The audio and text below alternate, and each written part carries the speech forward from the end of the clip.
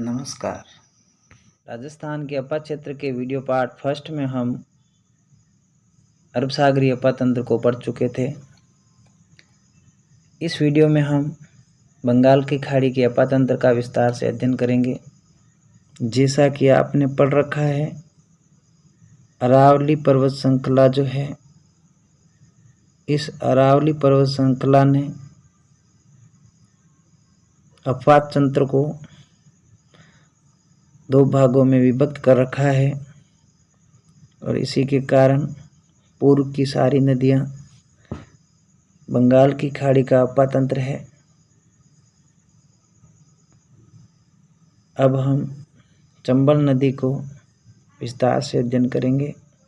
चंबल नदी जनापाव की पहाड़ियाँ, मध्य प्रदेश मूल क्षेत्र मंदसौर जिले से निकलती है और यह राजस्थान के 84गढ़ स्थान चित्तौड़गढ़ जिले में पड़ता है। यहाँ से राजस्थान में प्रवेश करती है और कोटा, बूंदी, सवाई माधोपुर, करौली और धौलपुर जिलों में बहती हुई उत्तर प्रदेश के इटावा जिले में यमुना नदी में जाकर मिल जाती है। इस नदी को चरमाणीवती नदी कहते हैं, मालवा की गंगा भी कहते हैं, कामधेनु भी कहते हैं और सदावाहिनी नदी भी कहते हैं। इसकी कुल लंबाई 966 किलोमीटर है और हरिमोहन सक्सेना राजस्थान के भूगोल के अनुसार राजस्थान में 135 किलोमीटर है। चंबल नदी पर चित्तौड़गढ़ में राणा प्रताप सागर बांध, कोटा में जवाहर सागर और कोटा बैराज बांध बनाए गए हैं। ये कोटा बैराज बांध बनाया गया है, पिकअप बांध है यह। इसकी सहायक नदियों में काली सिंध नदी है, प्रमुख रूप से मध्य प्रदेश से आती है और यह आगे चंबल में मिलती है। काली सिंध की एक सहायक नदी है आहू और ये झालावाड़ में आकर मिलती है और इन दोनों के संगम स्थल पर गागरोन दुर्ग है। काली सिंध और आहू के संगम स्थल पर गागरोन है। मध्य प्रदेश से ही आती है और राजस्थान में प्रवेश करती एक नदी, वह है परवन नदी। ये भी इसकी काली सिंध की सहायक नदी है। पार्वती नदी बारां जिले के छतरगढ़ गांव से प्रवेश करती है और यह भी चंबल में मिलती है। चंबल की मुख्य सहायक नदी बनास है और ये बनास नदी है वेरों के मठ खमनोर की पहाड़ियों से। चंबल की महत्वपूर्ण सहायक नदी बनास है और यह सवाई माधोपुर जिले के रामेश्वर घाट में चंबल में जाकर मिलती है। यहाँ पर एक और नदी आकर मिलती है, सीप नदी, और इस तरह से यह त्रिवेणी संगम है रामेश्वर घाट। ये रामेश्वर घाट है सवाई माधोपुर में।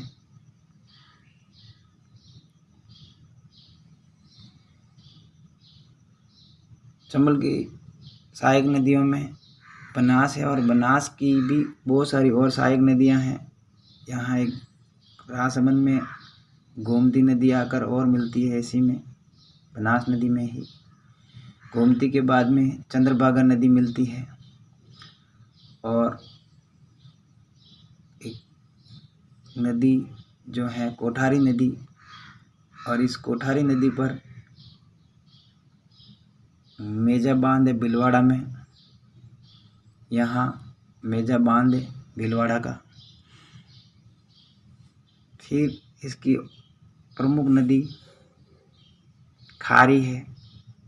एक खारी नदी है जो टोंक जिले में आकर मिलती है और एक नदी और आती है यहाँ, डाई नदी, और ये भी त्रिवेणी संगम है। यहाँ पर भी डाई, खारी और बनास का, और यहाँ इस स्थल को राजमहल कहते हैं। त्रिवेणी संगम है ये। बनास की अन्य सहायक नदी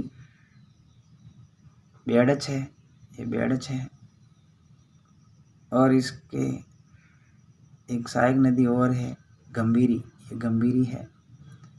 और बेड़च और गंभीरी के संगम स्थल पर यहाँ चित्तौड़गढ़ दुर्ग है। चित्तौड़गढ़ दुर्ग चित्तौड़गढ़ जिले में है। ये नदी जो है बेड़च नदी, यहाँ भीलवाड़ा में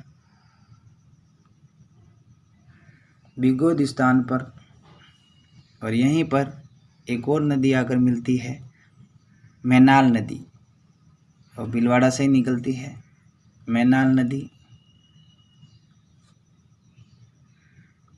एक मैनाल नदी और है, यहाँ मिलती है, और ये भी त्रिवेणी संगम है। बिगोद त्रिवेणी संगम, मैनाल, बेड़च और बनास का संगम स्थल है। और जानने योग्य जो बातें हैं उनको भी इसी वीडियो में हम देख लेते हैं। कुछ और महत्वपूर्ण तथ्य और इसकी जो सहायक नदियां हैं उनके नाम मैं इसी वीडियो में बता रहा हूं, तो आप ध्यान रखें। इस चंबल नदी बामनी नदी मिलती है चित्तौड़गढ़ जिले में, और यहाँ से कुछ आगे 6 किलोमीटर आगे यहाँ चित्तौड़गढ़ जिले में ही चूलिया जलप्रपात है। चूलिया जलप्रपात 18 मीटर ऊंचाई से गिरने वाला जलप्रपात है, और यह चित्तौड़गढ़ जिले में है।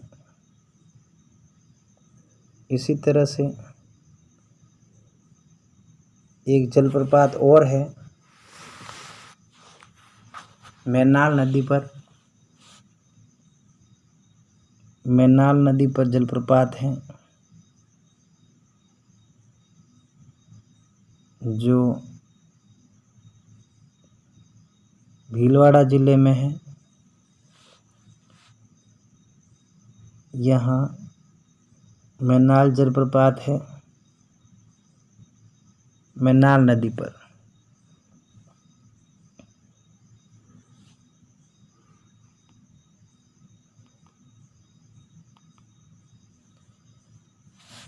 बनास नदी पर टोंक में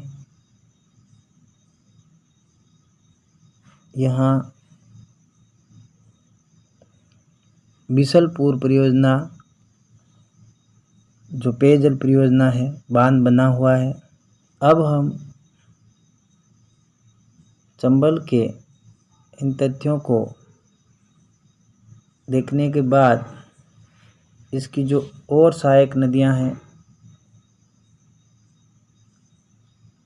कुराल ऊपरमाल के पठार से निकलकर बूंदी से के पूर्व में बहती हुई चंबल में मिलती है।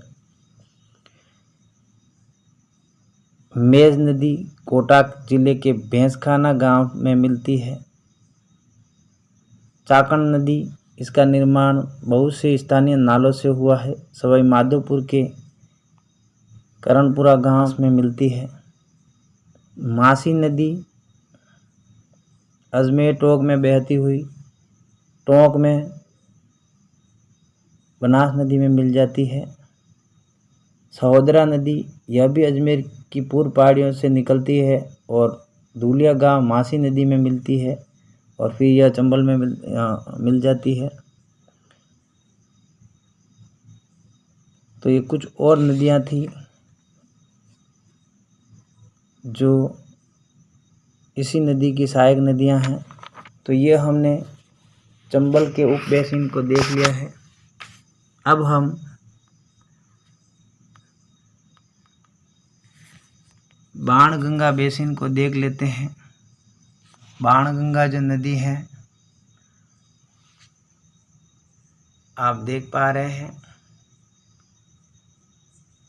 जयपुर जिले से निकलती है और यह भरतपुर संभाग से भरतपुर जिले से ये उत्तर प्रदेश की तरफ यमुना में मिलती है। उत्तर प्रदेश में जाकर के एक रूपारेल नदी है, यह अलवर जिले से निकलती है। और कुछ नदियाँ और हैं जो बाणगंगा का बेसिन है। अगले वीडियो में हम आंतरिक प्रवाह तंत्र को विस्तार से अध्ययन करेंगे। आप निश्चिंत रहें, सारे तथ्य अच्छी तरह से विश्वास के साथ शामिल किए गए हैं। और वीडियो को लाइक करें, शेयर करें। जय हिंद, जय भारत।